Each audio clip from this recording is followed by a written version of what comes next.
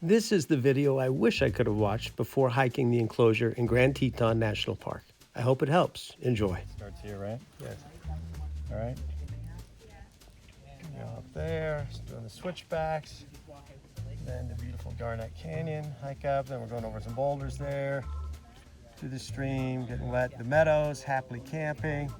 Then we hike up to the right and past Spaulding Falls. Then we get to the upper moraine. And then we get to the saddle. There's a little rope there. And then we're at the lower saddle. And then that's the part of the hike that scares us the most. Going from the lower to the upper saddle, along Owens-Spaulding, and then we're at the enclosure. Okay, this is the trailhead for a whole bunch of stuff, but we're gonna climb to the enclosure. And we're excited but have a few questions. The main question is how hard it will be to find the route, the Owens-Spaulding route, which we haven't done before, from the lower saddle to the upper saddle. And the other question is how long it will take. The answer is it took us about 15 to 16 hours total time, with 3.5 hours on the first day, and breaking it up was really good. Okay, this is the 2.1 mile mark, and there was a raging stream at the 0.6 mile mark, but a mile and a half without water, and it takes a long time to get water here, but it's there if you need it. And a view of both lakes, Bradley and Taggart, at 2.5 mile point. Lived in Rexburg, Idaho all my life, an hour and a half away, and never seen this in my, never come. Wow.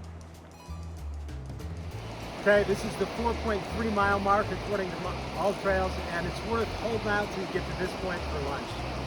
Table with an incredible view. Waterfall, middle behind you, and you can see this is where we'll start bouldering. So for the first 4 miles, switchbacks, then it starts to get rocky the last half mile, and then we'll start bouldering. This is also your first real chance to get more drinking water. I've been okay just off with 1 bottle of water, but cutting it a little close. Personally, I enjoy the few little bouldering bits. It's kind of fun hopping the rocks, but with a pack on, it can be a little bit of a challenge.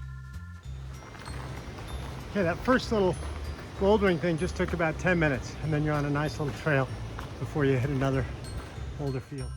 The first time I hiked this trail, I was completely surprised by the beauty of Garnet Canyon, because my goal was the middle that time. People overlook this, but it could be a destination hike in its own right. It's like Rivendell in Lord of the Rings, this stream with waterfalls surrounded by towering peaks. Just a gorgeous place, Garnet Canyon. Great view of that. Okay, according to All Trails, we've gone 4.9 miles. There's our bear box, a couple of gravel sites. So a really nice thing about overnighting at the Meadows is that it allowed us to acclimate, and altitude sickness is a real thing. Last year, I went with a party of 6, and 4 of them got altitude sickness. So camping here allowed us to rest up a little bit, and then once we regained our strength and acclimated more, go on a short little acclimating hike that afternoon or evening. Took a little afternoon hike from our camp. Wow, came away, it's down there. There's Garnet Canyon and Valley Fork. So it's 5:30 a.m. and there's been a stream of hikers, steady stream of hikers since we awoke.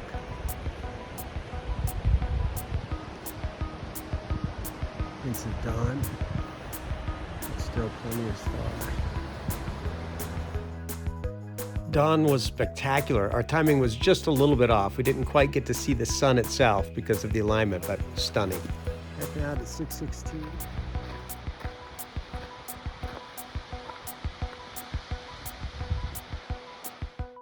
Hiking in the early morning light was wonderful, but once you leave the Meadows, the incline absolutely picks up. It's a steep climb up to the upper moraine. So here's another good water source. 1,645 feet, 1.1 miles, 1,645 feet, up from an hour 21 minutes. Just before you get to the moraine, another little bit of bouldering.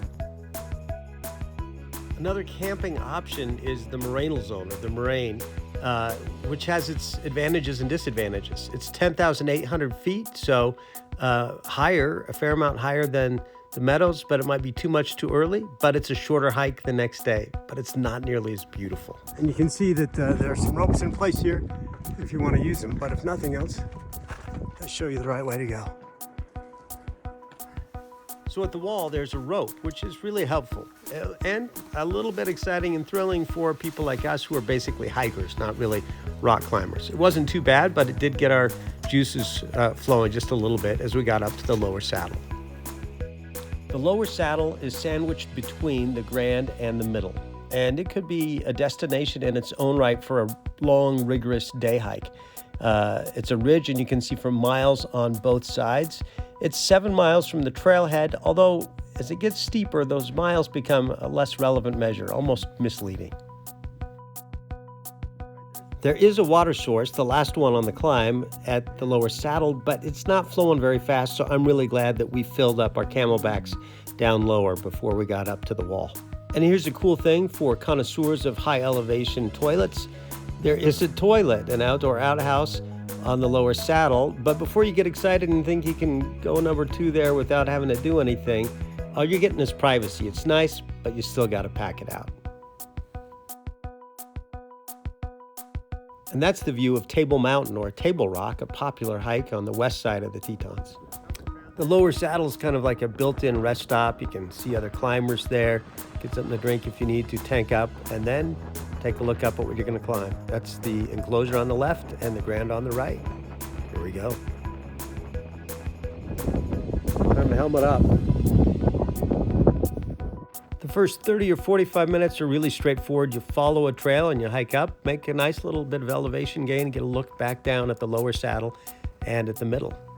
Then it starts to get a bit more complicated. Okay, we've made it to our first landmark, the Black Bank. And we'll go around it to the right, and then we get to that pyramid, I think it's called Needle. It's Enclosure up there.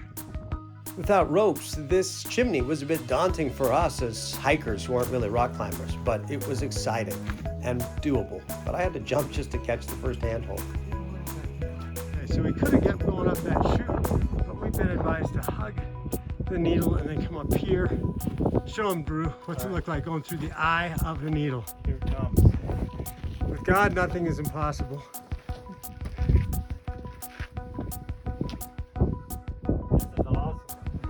No camels are making it through here, that's for sure. We think this is a modified belly roll, so hopefully it'll be a nice belly and no rolling. Todd, how you feeling about the modified belly roll? I'm not sure, because I'm looking over that edge, it looks like a straight cliff. Probably best not to look, but not terrible. I saw a video of some other climbers doing this, and instead of being on the top part where we were, they traversed down below. It also looked a bit sketchy. I'm not sure which way is easier, but there's another option there. Also, on the way back, my buddy just swung his leg through the crack, and that worked. Just holding on. Working my legs around, right? Yep.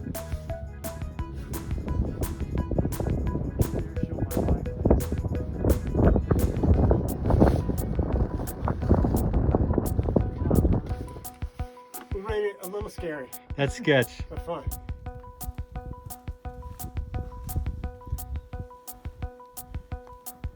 You can see some guys in the last part up to the Grand.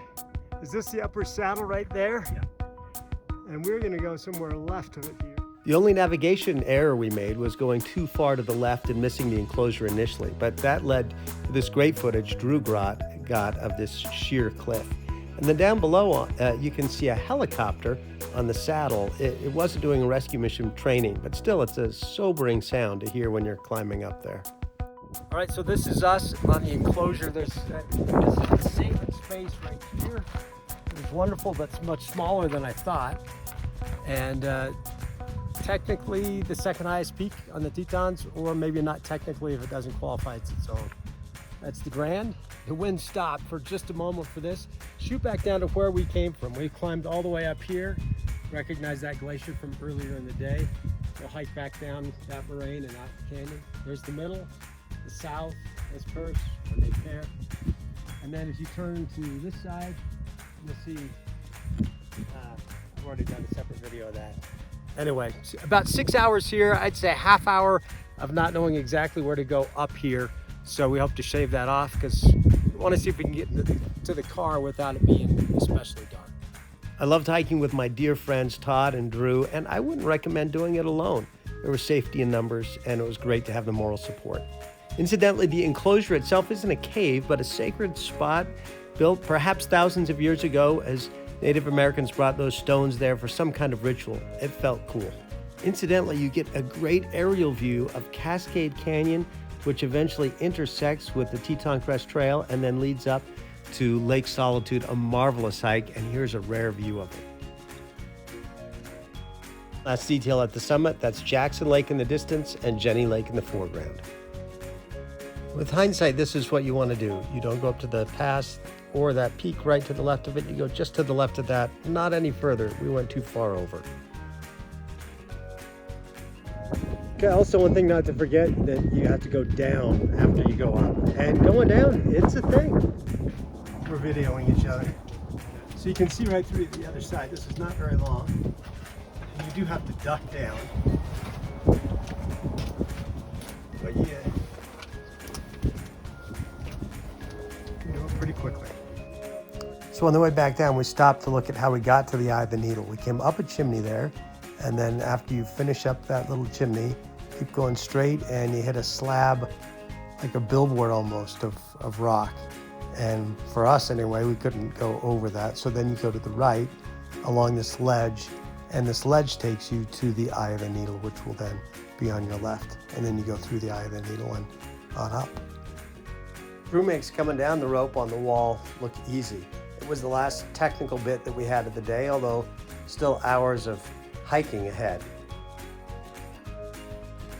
So we were debating between climbing the middle and the enclosure. And I've done the middle before, but I actually prefer the enclosure because going up and down the middle, you climb through that endless field of scree.